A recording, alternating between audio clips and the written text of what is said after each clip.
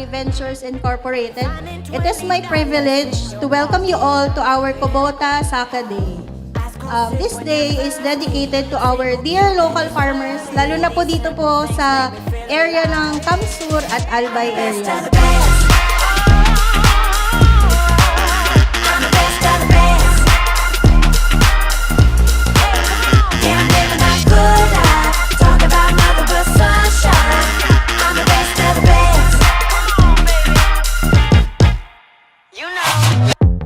First, we are so thankful with the Ames AgriVentures na dito napili ang lugar para mag-ano naman ng Saka Day.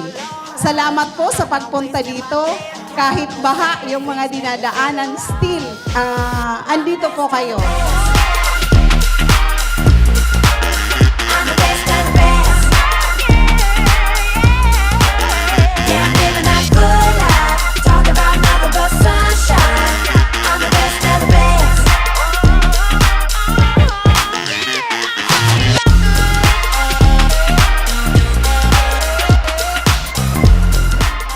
Unang-una po, ang aking papasalamat sa inyo para man lang po itong reunion natin.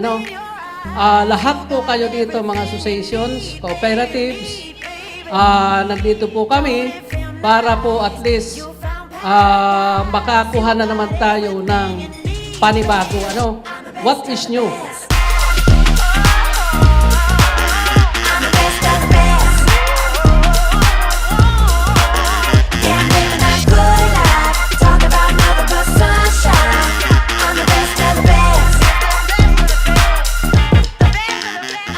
Important po ang activity ito kasi ang trust ng government is mechanization.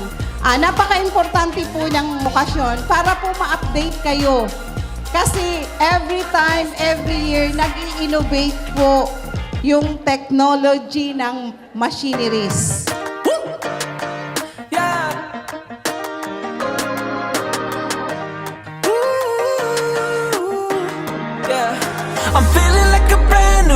Thank you very much for hosting this event. And most of all, I would like to thank all of you, the farmers, our Kubota farmers, for attending this event, this celebration. So I'm very proud of our partner, Ames AgriVenture, for making this possible. Through their efforts, we were able to convert the farmers of Bicol from recipients to business owners. I blew away the clouds I was standing under.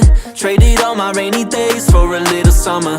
I fly so high right now that I might not come back down. Ako po si Engineer Matt D. Piñapiel from Ligao.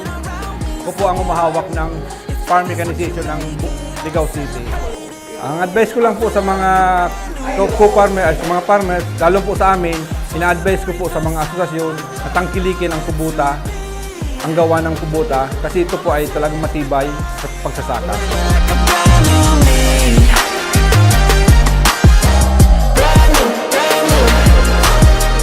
Hello po, ako po si Mr. Edgar Apundar. Isa po akong farmers at may mga unit din po ako na kubota. Ang kubota po ay masasabi natin na isang mapagkakatiwala ang kagamitan ng farmers kasi matatag po ang kubota. Advice ko po sa mga kapwa ko farmers at saka nagbabalak pong kumuha ng makinarya, kubota na po kayo.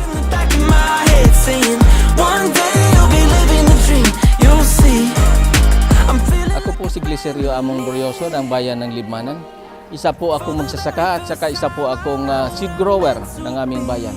Ako po ay nagpapasalamat sa inyong lahat sa ngalan ng Kubota dahil po sa ngayon po meron po akong 5 unit ng Kubota sa aking palayan. Sa akin, laking tulong po ng machinery ng Kubota dito sa ating bayan bilang isang magsasaka dito sa Camarines Sur. Kaya po sa inyong lahat, maraming salamat Kubota. Sa inyo pong lahat, maraming salamat po for being here with us today. Hindi po naging hadlang ang panahon para tayo ay magsama-sama upang mag-enjoy, manalo, at sana po ay nakilala niyo pa kami ng mas malalim.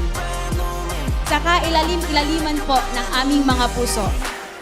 Maraming salamat po mga kasaka.